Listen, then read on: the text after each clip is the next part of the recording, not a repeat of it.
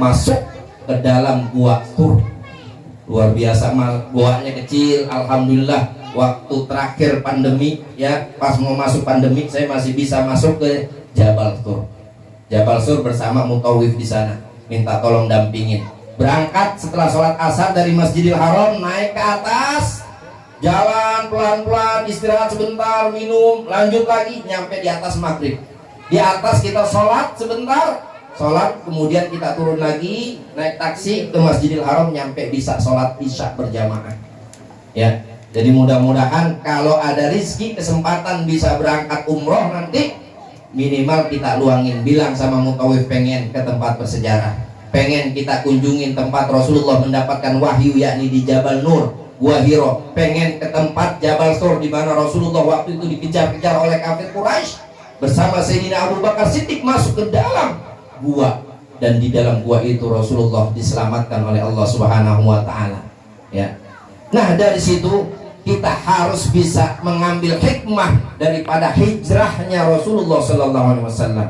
Kalaulah kita masih memiliki sifat-sifat yang tidak baik, kalaulah kita masih melakukan maksiat, maka di waktu ini, di momentum Muharram, kita harus mulai pindah minaz zulumati ilan nur, dari yang jelek-jelek menuju kepada yang baik-baik. Yang tadinya malas ke masjid harus rajin ke masjid, yang tadinya nggak pernah baca Al-Quran jadi rajin baca Al-Quran, yang tadinya nggak mau bersedekah jadi rajin bersedekah.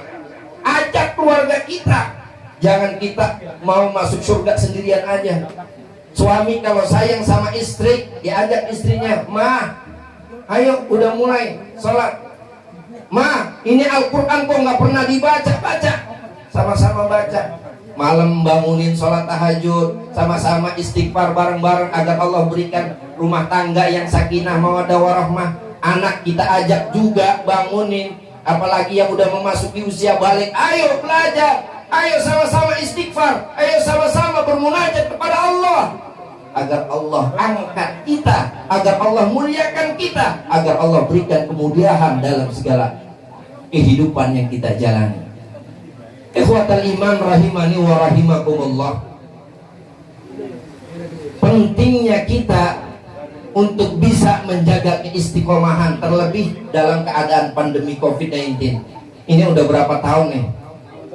2 tahun ya? 2 tahun Pak, nggak berasa, makhluk yang kasat mata, makhluk kecil ya, tapi dampaknya begitu luar biasa dahsyat.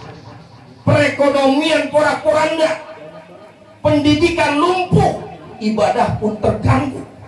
Kalau di Depok ditutup masjid Pak, kasihan ustaz-ustaz ya, jadwal khutbah di cancel lagi baik, makan belau berak kapur kalau orang sono bilang ya.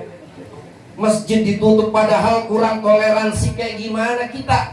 Udahlah masuk ke masjid udah ditembak kepala kita, cek suhunya.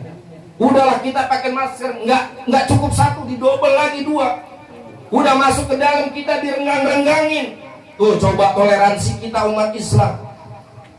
Jarak sampai semeter, jauh-jauh banget ya Allah. Padahal Rasulullah udah ngomong, "Sawu sufufakum fa inna tasfiyatas sufuf min tamami shalah." Rapatkan dan luruskan barisan, karena rapat dan lurus merupakan kesempurnaan dalam shalah.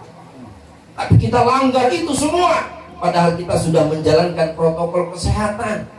Apa perlu kita pakai baju APD? Jamaah, Ustaz bilang, Ustaz Muhyiddin, yuk jamaah, kalau emang di masjid harus ditutup lagi, jamaah beli baju APD, kita sholat pakai baju APD semua. Setuju Pak? Setuju nggak?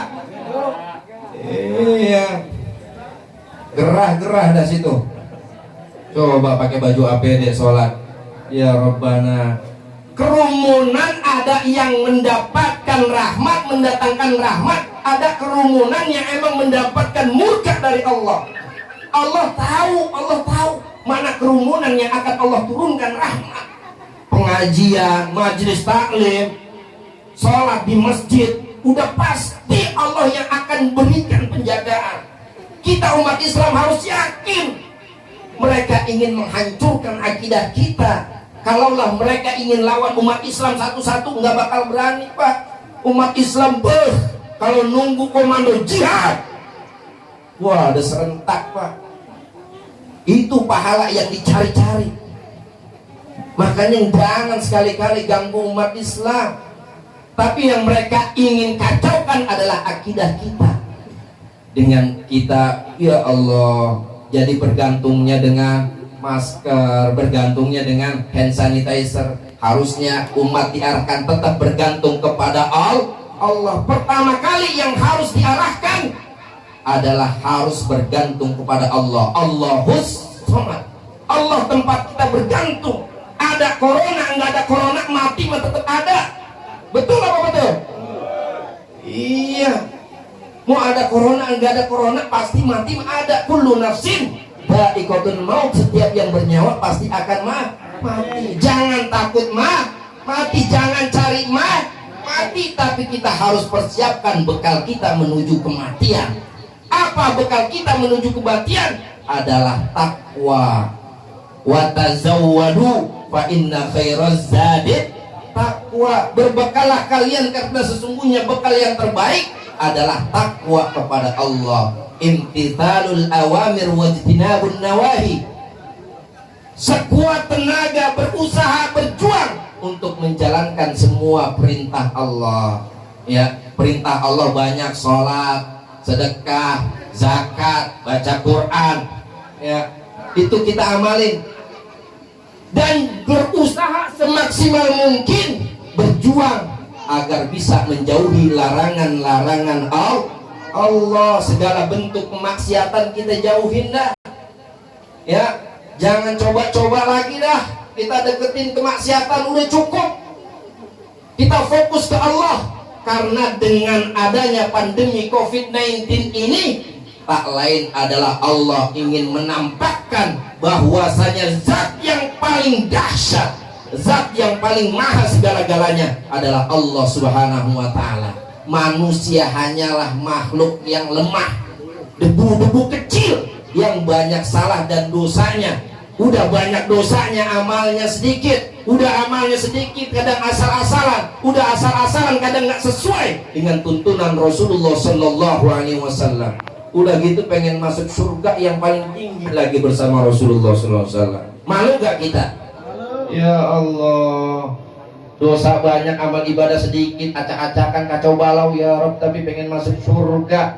Emang Rasulullah pernah bersabda, kullu ummati yadkhulunal jannah illa man aba. Setiap umatku pasti akan masuk surga kecuali mereka yang enggan. Wa may ya'ba ya Rasulullah. Sahabat kaget, kok ada orang yang enggak mau masuk surga? Man ata'ani dakhalal jannah wa man asani faqad aba. Siapa yang taat kepada sunnahku, maka dialah yang akan masuk surga. Dan sebaliknya, mereka yang enggan mengamalkan sunnahku, mereka adalah yang tidak akan masuk surganya Allah Subhanahu wa ta'ala. Mudah-mudahan kita semua bisa mendapatkan rahmat dari Allah Subhanahu wa ta'ala dan kita bisa masuk surganya Allah Subhanahu wa ta'ala. Amin ya rabbal alamin. Biarin Pak, ya, di dunia mah capek sedikit juga nggak apa-apa. Ya, ibadah terus ibadah, istiqomah dalam keadaan pandemi ataupun nggak pandemi, dalam keadaan ada corona atau nggak ada corona, kita harus istiqomah. Kita harus istiqomah. Allah Subhanahu wa ta'ala berfirman dalam surat Fussilat ayat 30, innal ladzina qalu rabbuna Allah tsumma istaqamu tatanazzalu alaihimul malaika alla takhafu wa la tahzanu wa abshiru bil jannati allati kuntum tu'adun. Sesungguhnya orang-orang yang mengatakan Rabbuna Allah, Tuhan kami adalah Allah, kita mengakui bahwasanya yang menghidupkan adalah Allah, yang mematikan adalah Allah, yang memberikan rizki adalah Allah, yang memberikan keselamatan untuk kita adalah Allah segala-galanya. Tidak hanya mengakui bahwasanya Allah pencipta kita, tapi dia juga istiqomah. Tsumastaqamu, kemudian kita istiqomah, berpendirian teguh, mudawamah, istiqomah dalam tauhid, istiqomah dalam ibadah, istiqomah dalam beramal soleh. Maka ketika kita istiqomah, apa yang dikatakan? Allah takhafu wa la